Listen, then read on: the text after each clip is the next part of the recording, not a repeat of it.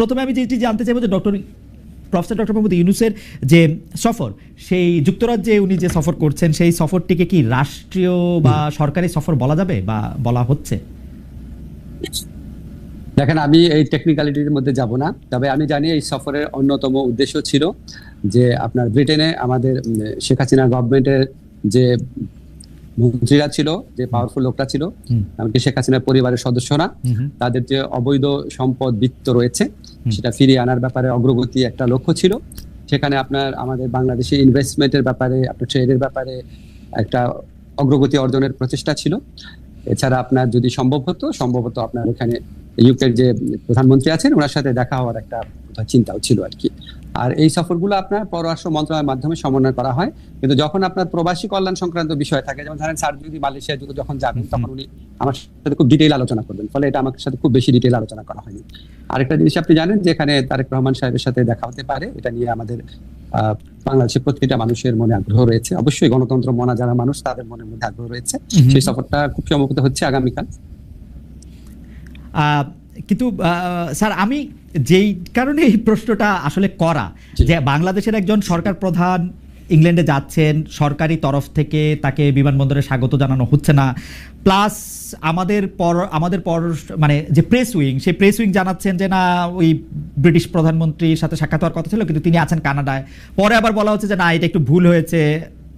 Sir, পুরো ব্যাপারটা ঠিক পেশাদার মনে হচ্ছে না। এটা কেন এরকম হচ্ছে? মানে আমি কেন এরকম বলতেছি, প্রফেসর আসিফ নজরুল, আমি খেয়াল করেছি যে প্রফেসর ডক্টর মোহাম্মদ ইউনূস যখন সরকার প্রধান ছিলেন না, তিনি যখন সরকার প্রধান না থাকা অবস্থায় বিদেশে যেতেন, এর থেকে বেশি মনোযোগ, এর থেকে বেশি সম্মান তিনি পেতেন। আমি দেখে জেনে বলতেছি, হঠাৎ আমাদের কি হলো? আমি স্যারকে যতটুকু চিনি, ওনার যে সোশ্যাল বিজনেস সামিটটা আছে ওখানে আপনার কয়েকবার আমি স্যারের সফর সঙ্গে ছিলাম। স্যার কিন্তু এয়ারপোর্টে প্রোটোকল পছন্দ করে না। আমাদের এখান থেকে যখন আমরা স্যারকে বিদায় দিই, স্যার চান না একজন উপদেষ্টাও যেন যান। উনি যখন ফিরে আসেন তখন উনি চান না একজন উপদেষ্টাও যেন থাকে। তো উনি যদি চাইতেন বা উনি যদি ওরকম ভাবে এক্সপেক্ট করতেন বা ওইভাবে যদি অ্যারেঞ্জ করা হতো, স্যারের জন্য আপনার বিশিষ্ট ব্যক্তিরা আপনার এয়ারপোর্টে ওয়েট করতো না, এটা আমি বিশ্বাস করি না। আর এখানে তো একদম মানে পিন পয়েন্টেড করে কি এক্স্যাক্টলি চাওয়া হয়েছিল সেটা আপনি আমার মনে হয় যে পররাষ্ট্র উপদেশ মন্ত্রণালয় আছে, আমাদের প্রেসিডেন্ট আছে, ওনারা ব্রিফ করবেন, আপনারা জানতে পারেন।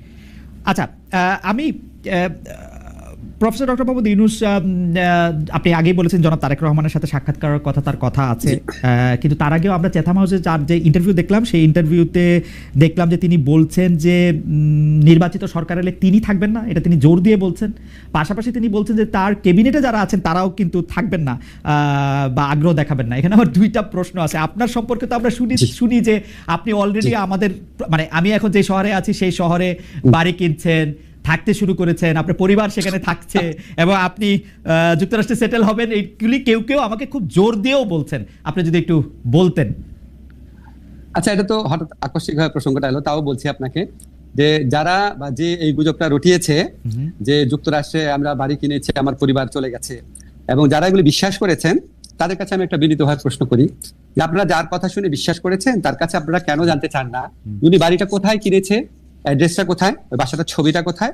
আপনি আমেরিকাতে আছেন অনেকদিন ধরে, আপনি জানেন আমেরিকায় যদি কেউ কোনো প্রপার্টি ওন করে, ফ্ল্যাট হোক, জমি হোক, আমি বা আমার স্ত্রী বা আমার পরিবারের সদস্য, এটা পাবলিক ডকুমেন্ট। পাবলিক ডকুমেন্ট না হলেও আপনি পেইড যে সার্ভিস প্রোভাইডার আছে তাদের কাছ থেকে যে কোনো ভাবে এটা জানা সম্ভব। সম্ভব কিনা বলে? রাইট, সম্ভব, একদমই সম্ভব। তো যারা লুকানো সম্ভব না স্যার, আমেরিকা প্রপার্টি করে লুকানো সম্ভব না। জি জি, যারা এই মিথ্যাচারটা করেছে এবং যারা এই মিথ্যাচারে বিশ্বাস করেছেন তাদের কাছে আমার কয়েকটা কথা আছে। আপনারা নিশ্চয়ই জানেন যে কারো সম্পর্কে সম্পূর্ণ মিথ্যাচার করা, চরিত্র হরণ করা, দোষারোপ করা, এটা ইসলামের দৃষ্টিতে মহাপাপ। এবং আপনি এই মহাপাপটা যারা করলো তাদের কাছে এটা প্রমাণ না, যদি আপনি এই মহাপাপীর কথা প্রচার করেন বা শেয়ার করেন, আপনিও মহাপাপ করছেন। ঠিক আছে? আল্লাহর ভয় করেন। আপনাদেরকে আমি গ্যারান্টি দিচ্ছি যে আমেরিকাতে আমার কোনো প্রপার্টি নাই, আমেরিকাতে আমার পরিবারের কারো কোনো প্রপার্টি নাই, আমাদের কোনো ব্যাংক অ্যাকাউন্ট নাই, কিচ্ছু নাই। কিন্তু আপনাদের কাছে আমার এক্সপেকটেশন হচ্ছে যে বা যারা এই মিথ্যাটা রটিয়েছে তাদেরকে বলবেন প্রমাণ দিতে, 1 নাম্বার। 2 নাম্বার হচ্ছে বাংলাদেশে তো আমার বাচ্চারা স্কুলে পড়ে, ঠিক আছে? সেই স্কুলে যারা সহপাঠী আছে, টিচার আছে, তারপর আমার স্ত্রী এক জায়গায় অত্যন্ত প্রসিদ্ধ একটা জায়গায় 6 বছর যাবত ইকোনমিস্ট হিসেবে কাজ করে। উনি বিভিন্ন ইকোনমিক মানে কনফারেন্সে যান, এখানে কারো না কারো কাছ থেকে তো জানা একটা সোর্স লাগবে। কাউকে না কাউকে বলতে, কারো কাছ থেকে যদি না শুনে, কেউই বললো না, আমার ওয়াইফের কলিগ, আমার বাচ্চার স্কুলের টিচার, আমার কলিগ, আমার প্রতিবেশী, কারো কোনো সূত্র উল্লেখ না করে, বাসার অ্যাড্রেস না দিয়ে, দলিল না দিয়ে, কোনো সাক্ষ্য প্রমাণ ছাড়া একটা মানুষ একটা কথা বলে আপনি এটা বিশ্বাস করলেন?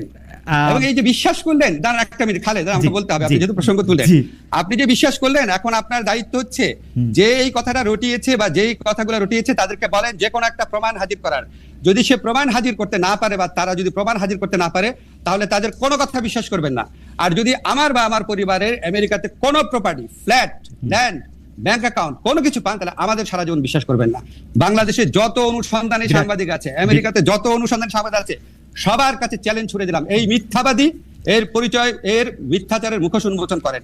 কারণ এগুলি করে তারা সরল মনা মানুষ, তাদেরকে বিভ্রান্ত করে, তাদের দুঃখ দেয়, এবং এগুলি আপনার অনেক বেশি হচ্ছে। এই একটা জিনিস প্রমাণ চান, চ্যালেঞ্জ ছুড়ে দিলাম, প্রমাণ চান। প্রফেসর আসিফ নজরুল কিন্তু অনেক বড় একটি চ্যালেঞ্জ ছুড়ে দিয়েছেন, এবং এটা খুব সহজেই এটা প্রমাণ করা সম্ভব তিনি যদি আসলে কোনো প্রপার্টি কিনে থাকেন।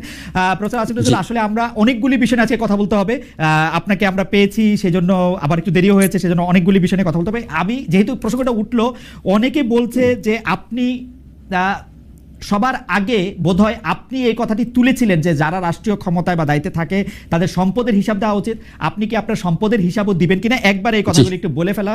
আরেকটি কথা হচ্ছে যে অনেকে বলছেন যে আপনারা এই সরকারের উপদেষ্টারা নাকি খুব ট্রাভেল হ্যাপি, আপনারা অনেক সফর সঙ্গী নিয়ে বিদেশে যান, বিশেষ করে ডক্টর মোহাম্মদ ইউনূসকে বলা হচ্ছে যে 11 বার তিনি বিদেশে গিয়েছেন। আপনার ক্ষেত্রেও এরকম বলা হয় যে আপনি যেহেতু ডক্টর মোহাম্মদ ইউনূসের খুব ঘনিষ্ঠ, সেহেতু আপনিও এইটার জবাব দিবেন কিনা যে আপনি যে যখন বিদেশে যান তখন বিরাট একটা প্রতিনিধি দল নিয়ে সঙ্গে নিয়ে যান কিনা, এবং সম্পদের হিসাবটা আপনি দিবেন কিনা, খুব সংক্ষেপে দুটো বিষয় একটু বলে দিতেন। হ্যাঁ, জি, না আমি আরো বলবো আপনাকে।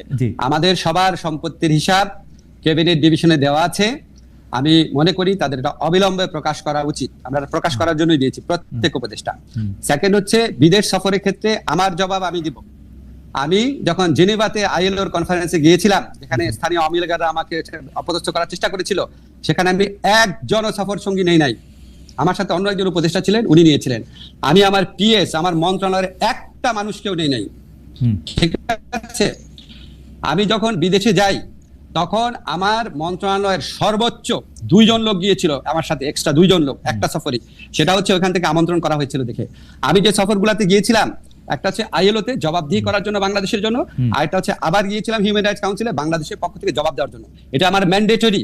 আমি সৌদি আরবে গিয়েছিলাম বাংলাদেশের শ্রম বাধা নিয়ে আলোচনা করার জন্য, আর একটা গিয়েছিলাম তাদের কনফারেন্সে, তাদের অতিথি হয়ে, যেখানে 2 জন সৌদি মন্ত্রী সহ আমাকে স্টেজে তারা অনেক সম্মান করিয়ে করেছে। এবং এটা যেটার কারণে বলে রাখি আপনাকে প্রসঙ্গত, সৌদি আরবে 2 বার যাওয়ার কারণে বাংলাদেশের সাথে সৌদি আরবের প্রথম শ্রম বা কর্মসংস্থানের এগ্রিমেন্ট হতে যাচ্ছে, যেটা ইন্ডিয়া পাকিস্তানের সাথেও নাই।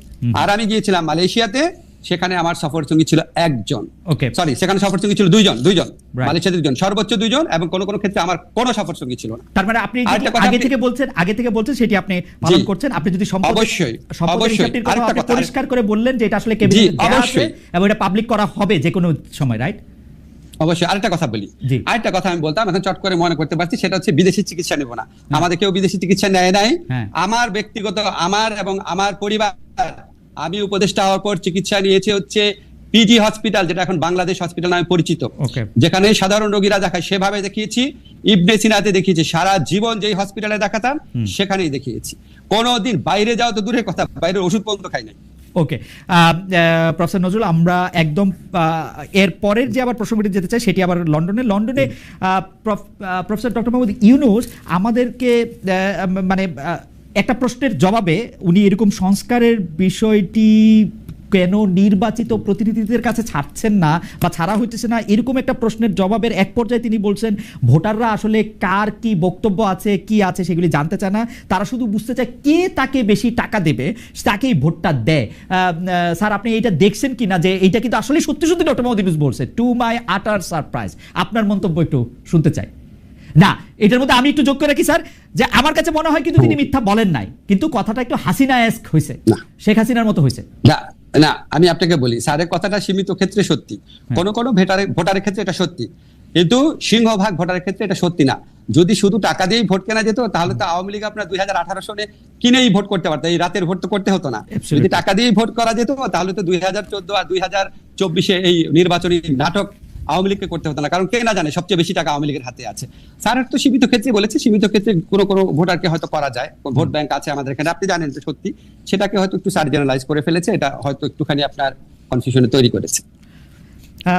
আরেকটি বিষয় আপনার সাথে নামের সাথে জড়িত, কিন্তু আমি বিষয়টাকে আরেকটু অন্যভাবে প্রশ্ন করতে চাই। আমরা দেখেছি যে গত সরকার ক্ষমতাচ্যুত হওয়ার পরে আমরা ভারতের সাথে বিভিন্ন বিষয়ের যে চুক্তিগুলি রয়েছে সেই চুক্তিগুলি জনসমক্ষে আসবে, সেটা আমরা চেয়েছিলাম। অনেকে চেয়েছিল যে সেই চুক্তিগুলি বাতিলও করা হবে, কিন্তু সেই চুক্তিগুলি বাতিল করা হয়েছে বলে একটিও আমি শুনি নাই, জনসমক্ষেও আসে না। এটার কারণ কি? অনেকে বলে থাকেন এর জন্য নাকি আপনি একজন নিয়ামক, কারণ আপনি ভারতের একজন পরীক্ষিত বন্ধু। আমি স্যার আপনাকে বলতে পারলাম না, কিন্তু অনেকে এটাও বলে। যাই হোক খালেদ, আমি আপনাকে জিজ্ঞেস করি, আপনি কি 15 বছর এই কথাটা শুনেছেন যে আমি পাকিস্তানের দালাল, আমি আইএসআই এর এজেন্ট? প্রচন্ড ভাবে শুনেছেন না? আমি রাজাকার, ছাত্রলীগ মিছিল করেছে আমাকে ধাওয়া করে পাকিস্তানে পাঠিয়ে দিবে, অনেকবার তো শুনেছেন অনেক কিছু। হ্যাঁ, তো এখন বললাম যে এটা তো আপনার কিছু মানুষ এত সরল প্রকৃতি, তাদের কোনো একটা মানুষ অন্য একটা কিছু বললো সাথে সাথে বিশ্বাস করা শুরু করে, আমাদের বৈশিষ্ট্য। কিন্তু বাংলাদেশের ম্যাক্সিমাম মানুষের বুদ্ধিমত্তা অত্যন্ত প্রখর, তারা এইসব প্রচারণা কান দেয় না। আপনার নিশ্চয়ই মনে আছে, আমি ক্ষমতাসীন হওয়ার পর ভারতের আমাদের এই সরকার দায়িত্বে আসার পর, আমার দায়িত্বে আসার পর ভারতীয় পত্রপত্রিকায় বরং আমাকে নিয়ে অপপ্রচার করা হয়েছে, যে লস্করে তৈয়বা জিনিসটা সম্পূর্ণ অপপ্রচার, কি জঘন্য অপপ্রচার করা হয়েছে। তো এটা আপনার এতই হাস্যকর। এখন আপনার মাঝে মাঝে আমাকে ধরেন লোকজন বলে কি, ভাই আপনি এগুলি প্রশ্ন উত্তর দেন না কেন? খালেদ, আমাকে একটা সেকেন্ড বলতে দিন। দেখেন, আপনি যখন রাস্তাঘাটে হাঁটবেন, আপনি মাঝে মাঝে কিছু ভিখারিকে দেখেন না, ময়লা হাতে নিয়ে হাঁটে, থুতু মারে লোককে, ময়লা ছুঁড়ে মারে, আপনি কি তাকে কনফ্রন্ট করতে যান নাকি আপনি একটু একটু দূরে দূরে সরে থাকেন? তো এই সমস্ত কথাবার্তা যারা বলে তাদেরকে আমি ওই ধরনের আবর্জনা ছুঁড়ে মারা, যে নোংরা যা থাকা, যে আপনার যে রাস্তার মধ্যে, মানে আমার কাছে মনে হয় কি, যে বাংলাদেশের হয়তো খুব বেশি হলে আমার যারা ফলোয়ার আছে, ভক্ত আছে, বা আমাকে যারা ভালোবাসেন, তাদের মধ্যে হয়তো 10% মানুষ যারা খুবই সরল মনা, খুব গভীরভাবে চিন্তা করেন না, তারা হয়তো তাদেরকে প্রভাবিত করতে পেরেছে। কিন্তু 90% মানুষের মনে এগুলি হাস্যরস ছাড়া কিছু উদ্রেক করে না। আর ভারতের সাথে চুক্তি, আপনাকে আমি বলি, এটা অবশ্যই প্রকাশ করা উচিত। এখন ধরেন চুক্তিগুলো তো হয় পররাষ্ট্র মন্ত্রণালয়ের মাধ্যমে, ঠিক না? এখন আপনি আপনার প্রোগ্রামে একটু পররাষ্ট্রমন্ত্রীকে বা এই দায়িত্বে যারা আছে তাদেরকে এনে জিজ্ঞেস করলে ভালো হয়। কারণ আমি আপনাকে একটা জিনিস শুধু বলি, আমরা যখন কোনো মিটিং এ বসে, খালেদ, আপনি যখন ডয়েচে ভেলেতে কাজ করতেন, আপনি যখন মিটিং এ বসতেন, আপনি যে মতামতটা দিতেন সেটাই কি ডয়েচে ভেলের মতামত হতো না? ঠিক না? এখন আমার মতামত আমি দিব, একজনের মতামত আরেকজন দিবে, অনেক সময় হতো না। তো আমি আপনাকে একটা জিনিস একটু ব্যাখ্যা করে বলি। ধরেন আমি যখন ঢাকা ইউনিভার্সিটি টিচার ছিলাম, আমাদের 2-1 শিক্ষক ছিলেন ফাঁকিবাজ, ক্লাস নিতেন না। 2-1 শিক্ষক ছিলেন খাতা অনেক দেরি করে দিতেন, ঠিক আছে? তো এটা কিন্তু আমরা একাডেমিক কমিটি মিটিং এ প্রতিবারই সবচেয়ে বেশি এগুলি নিয়ে আমি সোচ্চার ছিলাম, কিন্তু আলটিমেটলি দেখা যেত ডিসিশন হতো না। কেউ বলতো থাক, এত করা হওয়ার কি দরকার, থাক, আমাদের ডিপার্টমেন্টে বদনাম হবে, থাক, এরকম করে কোনো ব্যবস্থাই নেওয়া হতো না। কিন্তু আমি তো বলে যেতাম, এখন ব্যবস্থা যে নেওয়া হতো যে না, আমার ডিপার্টমেন্টে কোনো ফল্টের জন্য ছাত্র বলে নাই স্যার, ওই যে রাজনীতিতে দোষারোপ আমার উপর আসবে কেন? আপনি সরকারকে দোষ দেন অথবা কনসার্ন মিনিস্ট্রিকে জিজ্ঞেস করেন। আপনাকে কোনো, তবে আমার যেটুকু ধারণা, আমি যেটুকু বিশ্বাস করি, এগুলি প্রকাশ করা না, এগুলি এই চুক্তি প্রকাশ করার সময় এখনো চলে যায় নাই। আপনাকে শুধু একটা জিনিস বলি, আমরা এই সরকারে আমরা দায়িত্ব গ্রহণ করার পর একটা কাজ করেছি, যেটা ভারত কখনোই চায় নাই। সেটা হচ্ছে আমাদের ইউএনইসি যে কনভেনশন আছে, ওয়াটার কনভেনশন, যেটা আমাদের আন্তর্জাতিক নদীর প্রবাহে আমাদের স্বার্থ রক্ষার ক্ষেত্রে বিরাট ভূমিকা রাখবে, সেটা আমরা র্যাটিফাই করেছি, এক্সিড করেছি, অনুসমর্থন করেছি। এটা আমরা খুব শীঘ্রই আপনি ঘটা করে জানবেন। তো এই সমস্ত আপনার দেশের স্বার্থ রক্ষা করার জন্য আন্তর্জাতিক চুক্তি আমরা করে যাচ্ছি। আর চুক্তি, আরেকটা কথা শুধু বলি, চুক্তি প্রকাশের সময় এখনো শেষ হয়ে যায় না। অবশ্যই আমি একটু দর্শকদের মনে করা দিতে চাই, যখন আসলে বাংলাদেশে একটা অদ্ভুত অবস্থা ছিল, কেউই আসলে ঠিক মতো কথা বলতে সাহস করতো না, তখন কিন্তু প্রফেসর আসিফ নজরুল, আমি আসলে গত 15 বছরের কথা বলতেছি, প্রফেসর আসিফ নজরুল একদম তার দৃঢ়, মানে বুলন্দ আওয়াজে তিনি এগুলি নিয়ে কথা বলেছেন। সেই জন্য আমাদের আশা প্রফেসর আসিফ নজরুলের কাছে অনেক বেশি, যে ভারত একচেটিয়াভাবে আপনাকে ট্রান্সশিপমেন্ট বাতিল করে দিচ্ছে, আপনাকে বলছে যে এখানে স্থলবন্দর আমি ব্যবহার করতে দিব না। আমাদের হাতে কি কোনো কার্ড নাই যেটা আমি পাল্টা করতে পারি? আমি পররাষ্ট্র উপদেষ্টার কাছে কাছাকাছি প্রশ্ন করেছিলাম প্রেস সচিবের কাছেও, তারা বলেছেন তারা নাকি কোনো রিটালিয়েশনে বিশ্বাস করে না। প্রেস সচিব, এটা রিটালিয়েশনের কি হইলো? মানে ঘটনা হচ্ছে ভারত একচেটিয়াভাবে এগুলি, স্যার আমি আপনার এতদিন ধরে চিনি বলে আমার কাছে মনে হয় যে আপনি এগুলি কেমনে সহ্য করেন, বা আপনি কেন এগুলি কিছু বলেন না, বা আসলেই কি আমাদের হাতে কিছু নাই? Very good question. এখন ধরেন হ্যাঁ। না না, এখন ধরেন আমি আপনাকে বলি খালেদ, হ্যাঁ। আপনি আমাকে দুইটা প্রশ্ন করছেন, আমাকে একটু টাইম দিবেন বলা জি। যে আপনি এটা কিভাবে সহ্য করেন এবং আপনি কেন বলেন না। আচ্ছা, আমার ল ডিপার্টমেন্টে যেই শিক্ষক ক্লাস নিত না, বা আমার ল ডিপার্টমেন্টে যেই শিক্ষকের একজন দুজন শিক্ষকের কারণে রেজাল্ট পাবলিশ করতে 2-3 মাস দেরি হয়ে যেত, আমার ডিপার্টমেন্টে যেই শিক্ষক ছাত্রদেরকে 0 নাম্বার এবং মাইনাস নাম্বার দিত, আপনার কি মনে হয় আমি এটা সহ্য করতাম? আমি তো প্রত্যেক একাডেমিক কমিটির মিটিং এ বলতাম। তা আপনার কেন মনে হয় না একই রকম সিচুয়েশন এখানেও আছে? তাহলে কেন মনে হয় না? তাহলে- এটা তো হতে পারে। তাহলে এটা আমাদের তো প্রফেসর ইউনুস আছেন, প্রফেসর ইউনুস কেমন এটা না করবেন? মানে আমি আপনার সাথে আমার যে পরিচয় বা আলাপ আছে, হয়তো ডক্টর মোহাম্মদ ইউনুসের সাথে অত আলাপ পরিচয় ঘনিষ্ঠতা নাই, কিন্তু আমি তো উনারে জানি, তো উনারও তো এটাতে নিয়ে মানে নিজে এটা করা উচিত। এবং দেখেন স্যার, আপনার সাথে আমি যখন কথা বলতেছি, অসংখ্য লোক আমাদেরকে বলতেছেন যে 26 লক্ষ ভারতীয়, যদিও এটার কথা আপনি আগে বলছেন, কিন্তু আসলেই তো কোনো চেঞ্জ হয় নাই। মানে হাসিনা সরকার এটা আপনাকে ইউনুস সরকারের কি তফাৎ ভারতের ইয়াতে? এটা আমি একটু আপনাকে বলি, এটা তো আমার ক্ষেত্রে কথা, জি। স্যারের ক্ষেত্রে স্যার অনেক বড় প্রেক্ষিত থেকে জিনিসটা দেখে, আমি তত বড় প্রেক্ষিত থেকে দেখতে পারি না, ফলে আমার পক্ষে অ্যাপ্রোপ্রিয়েট আনসার করা সম্ভব না ভারতের ব্যাপারে, ভূমিকার ব্যাপারে। যত বৈদেশিক সম্পর্কের যে ব্যাপার আছে সেটার সাথে কোনোভাবেই আমি ইনভলভ না। বৈদেশিক সম্পর্ক দেখে আমাদের পররাষ্ট্র উপদেষ্টা আছে, আমাদের ওই যে আমাদের হাই রিপ্রেজেন্টেটিভ খলিল সাহেব আছে, দেখে আমাদের স্যার দেখে। আপনার মনে হয় কি আপনি ধরেন আপনি খালি ধরেন ডয়েটসে ভেলেতে একটা জিনিস প্রচার হলো কেন, তখন আপনি যদি কেউ জিজ্ঞেস করতো, আপনার কাছে মনে হতো ডয়েটসে ভেলের জার্মান ভার্সনে কি প্রচার হচ্ছে আমি কি জানি। তো আমার কাছে এরকম অবস্থা, আপনি ওনাদেরকে জিজ্ঞেস করেন, এবং আমার ধারণা ওনাদের আরো অনেক অনেক বড় প্রেক্ষিত থেকে দেখে অ্যাপ্রোপ্রিয়েট সময় অ্যাপ্রোপ্রিয়েট ব্যবস্থা নেবেন। এখন আপনি বলেন, ধরেন আমাকে অনেকেই বলে যে 26 লক্ষ ভারতীয় ব্যাপারটা, তো 26 লক্ষ ভারতীয় ব্যাপারটা যদি বলে থাকি তাহলে এটা অত্যন্ত ভারত বিরোধী কথা। তো একই সাথে 26 লক্ষ ভারতীয় বললেন, এটা এত বড় একটা কথা বললেন আপনি, আবার বলে ভারতের দালাল, কোনো কিছু ঠিক নাই। 26 লক্ষ ভারতের ব্যাপারে ভাই একটা কথা ব্যাখ্যা করি, আমরা যখন 15 বছর অ্যাক্টিভিজম করতাম, অনেক জায়গায় অনেক ভাষণ দিতাম, অনেক বক্তব্য দিতাম, যখন আমরা বক্তব্য দিতাম প্রত্যেকটা কথা অ্যাকিউরেট হতো না। এখানে আমি সিপিডির একটা রিসার্চ পেয়েছিলাম, আমি এটা আগের অনুষ্ঠানে ডিটেইল বলেছি, বলেছে 5 লক্ষ, সিপিডি বলেছে 5 লক্ষ, আরেকটা বলছে এর চেয়ে অনেক বেশি হতে পারে। এখন ধরেন আমার যদি অ্যাকচুয়াল ফিগারের চেয়েও ইম্পর্টেন্ট ব্যাপার ছিল ব্যাপক সংখ্যায় রয়েছে। এখন আপনি আমাকে বলেন, সিপিডির মতো একটা প্রতিষ্ঠান যেটা দেবপ্রিয়দা পরিচালনা করে, সিপিডির মতো প্রতিষ্ঠান যদি 5 লক্ষ বলে, আমার মাথায় তো এটাই গেঁথে আছে যে লক্ষ লক্ষ অনেক লোক কাজ করে। এখন ওইখানে বলতে গিয়ে হ্যাঁ হতে পারে যে 26 লক্ষের মধ্যে এক্সাজারেশন আছে, কিন্তু বিপুল সংখ্যক তো ছিল। এখন বিপুল সংখ্যক ভারতীয় আপনার যারা চাকরি করতো, তারা 5 অগাস্ট থেকে 8 অগাস্টের মধ্যে চলে যায় নাই, এটা আপনাদেরকে কে বললো? ওই সিচুয়েশন দেখে যদি আওয়ামী লীগের, একটা সেকেন্ড ভাই, আওয়ামী লীগের যদি হাজার হাজার লোক চলে যেতে পারে, ভারতীয় লোক চলে যাওয়ার কথা না। সেটা তো আপনার কনসার্ন যারা মিনিস্ট্রি আছে, অথরিটি আছে, তাদেরকে আমি তাগিদও দিয়েছি, এটাকে বলেছি। আমার মনে হচ্ছে এই ব্যাপারটা আপনি আসলে বলেছেন, পরিষ্কার করেছেন, এবং চলে যেতে পারে সেই সংখ্যা। তারা আবার যেহেতু আপনি যখন বলেছিলেন যে ভারতীয় একটা বিপুল সংখ্যায় কাজ করতে পারে, এবং সিপিটির উদাহরণটা দিয়েই আপনি বলেছিলেন, এবং জনাব তৌহিদ হোসেন যিনি আজকে পররাষ্ট্র উপদেষ্টা, তিনিও কাছাকাছি একটি কথা বলেছিলেন, এবং সেইটার ব্যাখ্যা নানা রকম হতে পারে। যেহেতু তারা কি বলে নিবন্ধিত উপায়ে কাজ করতেন না, তাদের আসলে চলে যাওয়াটা অনেক বেশি সহজ, মানে ফ্লাইট ধরে, বাস ধরে, ট্রেন ধরে চলে গেলেই হলো। আমাকে একটু বলতে দেন প্লিজ, এটা জরুরি খুব ইনফরমেশন। ধরেন আমাদের এখানে যারা ভারতীয়রা কাজ করতো, এটা আমরা ইনভেস্টিগেট করে জেনেছি, ওনাদের ওয়ার্ক পারমিট ছিল না। এটা কিভাবে সম্ভব হয়েছিল? এটা হাসিনা সরকার একটা ব্যবস্থা করেছিল, যখন একটা কোম্পানি কাজ পেত, ধরেন ভারতীয় একটা কোম্পানি একটা প্রকল্প পেল, ভারতীয় কোম্পানি যখন প্রকল্পটা পাবে, প্রকল্পের যারা স্টাফ ছিল তাদের জন্য কোনো ওয়ার্ক পারমিট লাগতো না। এটা আপনার খবর নিয়ে দেখেন, এটা আমি এই ইনভেস্টিগেট করে জেনেছি এটা কেন, ফলে আপনি ডকুমেন্টেড পাবেন না। এখন আপনার ধরেন ভারতীয় প্রকল্পে কাজ করছে হাজার হাজার লোক, 5 অগাস্ট থেকে 8 অগাস্টের সিচুয়েশন দেখে, যেখানে আওয়ামী লীগের প্রায় আপনার 10-20 হাজার লোক পালিয়ে গেছে, তো তারা ওখানে বসে থাকবে? ওকে, ঠিক আছে। এটা নিয়ে নিশ্চয়ই ভবিষ্যতে যখন আপনারা আরো জানবেন, তখন নিশ্চয়ই আমরা আরো পরিষ্কার একটা ছবি পাবো। কিন্তু প্রফেসর আসিফ নজরুল, আমি আপনার কাছ থেকে, যেহেতু সাংবাদিকতার 2-1টা পাঠও আপনার কাছ থেকে আমার মানে প্রতি সময়ই নিতে হয়, সেজন্য একটু সাংবাদিকতার জায়গা থেকে, বাংলাদেশে তো ডিজিএফআই কেন্দ্রিক আইনগুলি চেঞ্জ তো হয় নাই। মানে কেন আমি এই প্রশ্নটা করতেছি, ডিজিএফআই, এসবি এগুলি তো সরকার প্রধানের কাছেই আসে, এখনো সেনা প্রধানের কাছে তো না। মানে ডিজিএফআই তো না, সরকার প্রধানকে রিপোর্ট করে, ডিজিএফআই তো না সরকার প্রধানকে রিপোর্ট করে, সেনা প্রধানের কাছে রিপোর্ট করে না। রাইট। এখন আপনি ধরেন, আমি আপনাকে একটু বলি, আপনি যেহেতু বলেছেন শুনেন, আমাদের যে বিভিন্ন সংস্কার কমিশনের প্রস্তাব ছিল, প্রস্তাবগুলো আমরা ভাগ করে এই কাজটা আমি এবং আরো কয়েকজন মিলে করেছি। যে মিনিস্ট্রির কাজ সেই মিনিস্ট্রিকে দেওয়া হয়ে গেছে।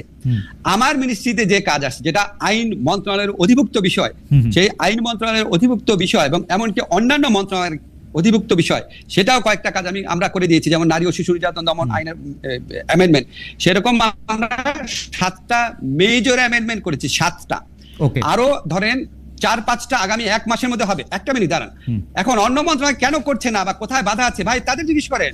এখন আমি পড়াতাম ঢাকা বিশ্ববিদ্যালয়ে, দাঁড়ান আমি ঢাকা বিশ্ববিদ্যালয়ে পড়াবো এনভায়রনমেন্টাল ল, এখন কনস্টিটিউশন যে পড়াচ্ছে সে খারাপ পড়াচ্ছে কেন সেটাকে আমাকে কেউ জিজ্ঞেস করতো না, তো কমন সেন্সের ব্যাপার। Right. এখন আপনি ধরেন লিভারপুলের কোচ, লিভারপুল টিম খারাপ খেলছে, এখন আপনি এটা কি ম্যানচেস্টার ইউনাইটেড কোচকে জিজ্ঞেস করেন ভাই লিভারপুল খারাপ খেলতেছে কেন, তাদের জিজ্ঞেস করেন। না না না প্রফেসর নজরুল, আমার প্রশ্নটা আসলে এটা না, মানে আমার একটু এইটাও একটু পরিষ্কার হওয়ার দরকার ছিল যে এই সরকারের সময় কোনো চেঞ্জ আসছে কিনা, যাতে director general of forces intelligence এখন সরকার প্রধানকে রিপোর্ট না করে আর কাউকে রিপোর্ট করে কিনা।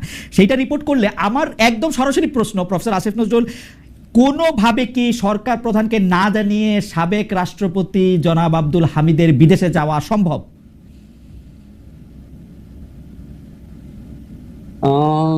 সম্ভব, সম্ভব, সরকার প্রধান না জানিয়ে এটা সম্ভব? নরমাল, হ্যাঁ সম্ভব, সম্ভব। আমি আপনাকে বলি, জি, নরমাল একটা সরকার ব্যবস্থায় অনেক ক্লিয়ার চেইন অফ কমান্ড, অনেক কোঅর্ডিনেশন, অনেক প্রেডিক্টেবল ডিফাইন্ড রোল থাকে। আমাদের মতো একটা সরকারে এই জিনিসগুলোর কিছুটা ঘাটতি থাকা স্বাভাবিক, অস্বাভাবিক না। আপনি বিপ্লব উত্তর বা গণ অভ্যুত্থান উত্তর যে কোনো সরকার ব্যবস্থার মধ্যে এটার ছায়া দেখবেন। আপনি দেখবেন বাংলাদেশ স্বাধীন হওয়ার পর যে সরকার গঠিত হয়েছিল সেখানেও কিন্তু অনেক আক্ষেপ থাকতো। সর্ব ক্ষমতাধর অধিকারী জিনিস উনি বলতো আমার কম্বলটাকে নিয়ে গেল, মানে উনারও একটা অসহায়ত্ব প্রকাশ পেত। খেয়াল করে দেখেন, এটা একটা নর্মাল পিরিয়ড না, এটা একটা ট্রানজিশনাল পিরিয়ড। ট্রানজিশনাল পিরিয়ডে অনেক কিছু হয় যেটা খুব ব্যাকরণ মতো হয় না। এটা আমার জীবনে একটা অদ্ভুত অভিজ্ঞতা, সত্যি অন্যরকম। এখানে কোনো কিছু ডিফাইন না এবং প্রতিষ্ঠানগুলা ভেঙে পড়েছিল, প্রতিষ্ঠানগুলোর মরাল স্ট্রেংথ ডিস্ট্রয়েড হয়ে গিয়েছিল। এবং আপনি ধরেন, আমি একটু জাস্টিস করে বলি, অন্যান্য মন্ত্রণালয়ের ব্যাপারে অন্যান্য মন্ত্রণালয় কি কাজ করছে টুকছে, আপনারা ওনারাও হয়তো অনেক কাজ করে, হয়তো সংস্কারের ক্ষেত্রে কম কাজ করছে কিন্তু ডে টু ডে কাজ অনেক বেশি করছে, হয়তো আপনার ডে টু ডে কাজ কম করছে, সংস্কার বেশি করছে। আপনারা যখন একটা প্রোগ্রাম করবেন, আপনারা সিরিজ করেন, আমি আপনাদের একটা আইডিয়া দিই। ধরেন আমাদের সরকারের তো 50% সময় পার হয়ে গেছে, আপনি এটা 10 মিনিটের প্রোগ্রাম করেন, প্রত্যেকটা মন্ত্রীকে জিজ্ঞেস করেন যে ভাই আপনি এই যে 10 মাস হলো 50% সময় চলে গেছে, আপনারা কি করেছেন? আপনি একটু বলে দিন যাতে সবাই আমার কথা মানে মতো শুনে আর কি। কিন্তু প্রফেসর আসিফ নজরুল, আপনি একটা জিনিস খেয়াল করে দেখেন যে 3 সদস্যের একটা তদন্ত কমিটি, খুবই উচ্চ পর্যায়ের একটা কমিটি না, একটা কমিশন গঠন করা হয়েছে, কিভাবে উনি চলে গেলেন। এতে মনে হয় না যে মানে কেউ কোনো কিছু দেখে নাই, কারোই কোনো কিছু জানা নাই, অথচ মেশিন রিডেবল পাসপোর্টে এখন আমি বাইরে গেলেও